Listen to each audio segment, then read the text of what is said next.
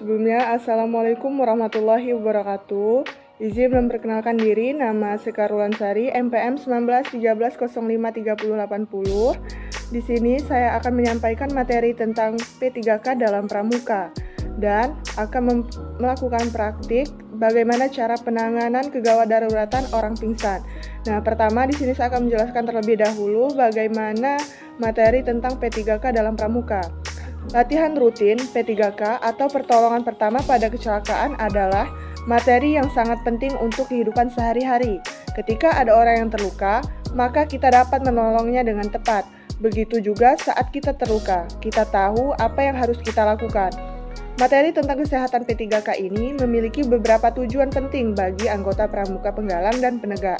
Yang pertama, melatih anggota untuk dapat menangani kecelakaan atau penyakit dengan cepat dan tepat. Yang kedua, anggota pramuka dapat menyelamatkan nyawa korban kecelakaan. Yang ketiga, mampu mencegah terjadinya kecelakaan tambahan karena pertolongan yang tidak tepat.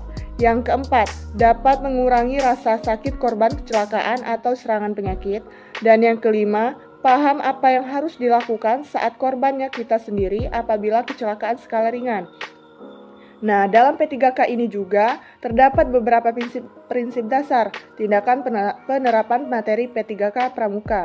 Saat pelaksanaannya, seorang anggota pramuka harus menerapkan beberapa prinsip dasarnya P3K. Yang pertama, mengamankan diri sendiri terlebih dahulu sebelum melakukan tindakan penolongan. Yang kedua, korban kecelakaan harus segera diamankan dari gangguan di tempat kejadian. Yang ketiga, segera menghubungi ambulan, dokter, atau yang lebih berwajib menandai tempat terjadinya kecelakaan. Yang keempat, melakukan tindakan pertolongan terhadap korban dengan urutan yang tepat. Yang kelima, jenis kecelakaan pada materi latihan P3K pramuka. Dan yang terakhir, kegiatan latihan rutin pramuka mengenai materi tentang kesehatan khususnya P3K dapat mengenal beberapa jenis kecelakaan. Nah, baik, selanjutnya di sini saya akan menampilkan sebuah video simulasi dari kegawat daruratan cara penanganan seseorang yang sedang pingsan. Baik, di sini saya akan mensimulasikan bagaimana cara penanganan kegawat daruratan untuk orang pingsan. Cara penanganan orang pingsan yang pertama-tama yang kita lakukan adalah apabila seorang keadaan pasien yang pingsan di pinggir jalan ataupun di bawah terik sinar matahari, maka akan kita pindahkan terlebih dahulu ke tempat yang lebih sejuk. Nah, untuk penanganan orang pingsan yang kedua yaitu untuk bagian kepala dan kaki harus lebih tinggi dari bagian kepalanya agar sistem peredaran darahnya lancar menuju ke otak. Pastikan lebih tinggi bagian kaki daripada bagian kepala. Nah, untuk selanjutnya penanganan orang pingsan adalah apabila dia menggunakan sabuk atau ikat pinggang, di sini harus kita kendurkan terlebih dahulu. Nah, untuk selanjutnya kita kendurkan terlebih dahulu apapun itu yang ada pada dirinya. Nah, untuk tahap selanjutnya yaitu kita memberikan sebuah penciuman aroma-aroma yang menyengat seperti minyak kayu putih. Kita tempelkan ini, kita tunggu beberapa menit, selang beberapa menit agar dia tersadar. Nah, itulah dia beberapa cara untuk penanganan kegawat daruratan untuk orang pingsan. Sekian dari saya, terima kasih. Wassalamualaikum warahmatullahi wabarakatuh. Assalamualaikum warahmatullahi wabarakatuh. Nah, di sini saya akan menjelaskan bagaimana cara menangani siswa yang terkena mimisan. Perlu kita ketahui terlebih dahulu, mimisan disebabkan oleh pecahnya pembuluh darah kecil bagian saluran pernapasan yang diakibatkan oleh udara yang terlalu kering ataupun membersihkan lubang hidung secara keras yang mengakibatkan hidung jadi berdarah karena pecahnya pembuluh darah tadi. Bagaimana sih cara menangani siswa yang terkena mimisan? Pertama, jangan baringkan siswa karena itu dapat memperburuk keadaan. Caranya, kita dudukkan siswa dengan tegak, kemudian agak condongkan badan siswa ke depan, lalu siapkan air dingin atau air es, dan kemudian kita siapkan kapas. Lalu kita bersihkan hidung siswa yang mengalir darah tersebut. Seperti ini, kita bersihkan terlebih dahulu hidung siswa yang berdarah. Jangan lupa kita harus membersihkannya secara hati-hati. Setelah kita membersihkan hidung siswa, kita cek kondisi siswa apakah darahnya sudah berhenti atau belum. Jika darahnya sudah berhenti, maka itulah langkah-langkah yang harus kita lakukan jika siswa tersebut mengalami gejala mimisan atau bahkan sudah mengalami mimisan tersebut. Terima kasih. Assalamualaikum warahmatullahi wabarakatuh. Oke, baik. Selamat pagi anak-anak. Kali ini kita akan belajar mengenai pertolongan pertama pada kecelakaan. Nah, yang akan Ibu jelaskan di sini adalah mengenai kegawat daruratan ketika kita sedang melakukan perjalanan, pendakian, napak tilas ataupun apapun di saat kita baik dalam kegiatan pramuka, PMR, ataupun yang lainnya, untuk mengatasi patah tulang tangan menggunakan teknik arm sling. Sudah tahu apa itu teknik arm sling? Teknik arm sling adalah teknik di mana melakukan pembidaian menggunakan kain segitiga atau mitela untuk menyangga atau menopang bagian tangan yang patah guna untuk tidak terjadinya pergeseran sendi-sendi ataupun otot-otot yang diperlukan. Oke, sekarang sudah mengerti?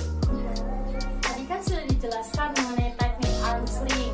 Nah, kira-kira nih menurut Lucy bagaimana sih teknik arm sling itu?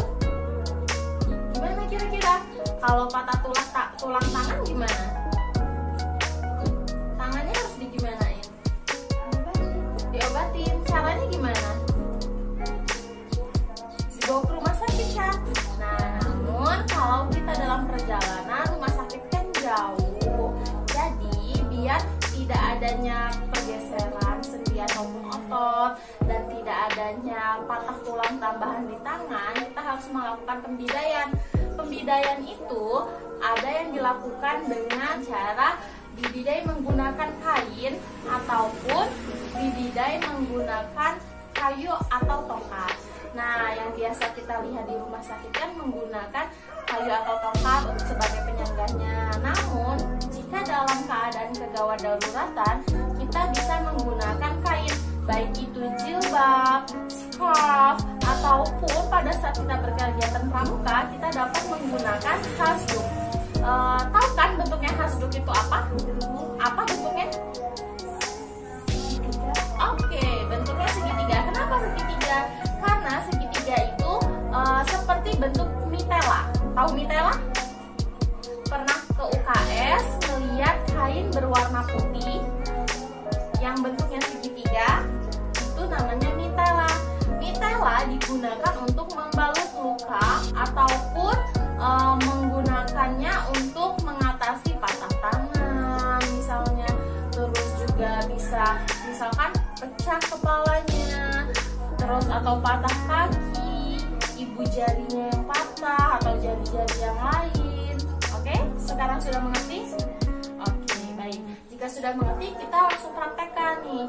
Nah, di sini untuk teman-teman yang lain dilihat ya, di sini kita mencoba mempraktekkan ketika ada teman kita yang mengalami patah tulang di saat kita melakukan perjalanan, khususnya pada kegiatan pramuka ataupun kegiatan yang lainnya juga bisa ya, jangan hanya di kegiatan pramuka saja.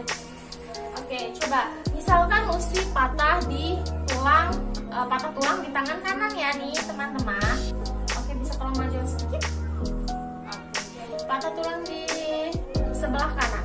Nah, di sini karena kita tidak membawa mitela, bisa dicopot hasduknya.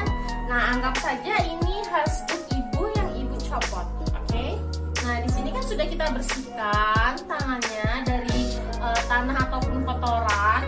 Selanjutnya kita melakukan pembidaian menggunakan kain-kainnya, anak-anak. Caranya adalah jadi sisinya kan ini ada dua, yang ada segitiganya dan yang tidak. Nah, kita ambil yang ada segitiganya yang ditaruh di sisi kanannya. Jadi yang seperti ini ada di sikunya sebagai untuk nantinya penyangga. Oke, mengerti? Paham Lucy? Paham.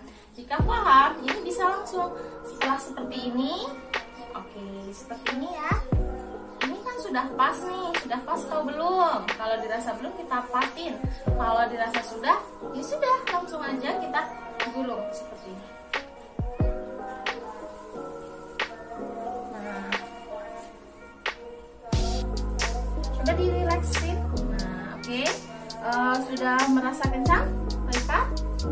Sudah, jika sudah, kita ikat bagian belakangnya.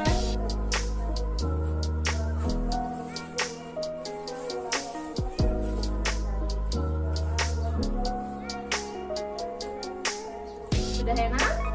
Sudah, jika sudah ini kan masih ada sisa. Ini bisa di dalam ataupun di bagian luar. Kita peniti. Kita ambil contoh di bagian luar saja untuk penitinya. Kita peniti agar lebih rapi dan lebih membantu Lucy dalam melakukan aktivitas agar tidak tersendat atau tertunda. Nah, jika kita bepergian kemanapun, jangan lupa untuk membawa peniti, jarum jahit, dan juga alat-alat kesehatan yang lainnya. Takut ketika kita di perjalanan mengalami cedera seperti ini. Nah, ini bisa dipeniti ya teman-teman. Oke, jika seperti ini sudah. Ini adalah untuk menyangga bagaimana kita melakukan pembidaian menggunakan teknik arm sling. Di sini Lucy sudah mengerti? Sudah. Coba bisa diperlihatkan kepada teman-teman yang lain. Ya, ini adalah teknik arm sling. Oke. Ini merupakan teknik arm sling yang mana untuk menyangga organ tangan yang patah. Ini adalah merupakan salah satu cara perawatan kegawat daruratan sebelum kita bawa seorang yang sakit ini ke rumah sakit untuk ditangani oleh dokter yang lebih ahli. Baik, sekian dari saya akhiri. Wassalamualaikum warahmatullahi wabarakatuh.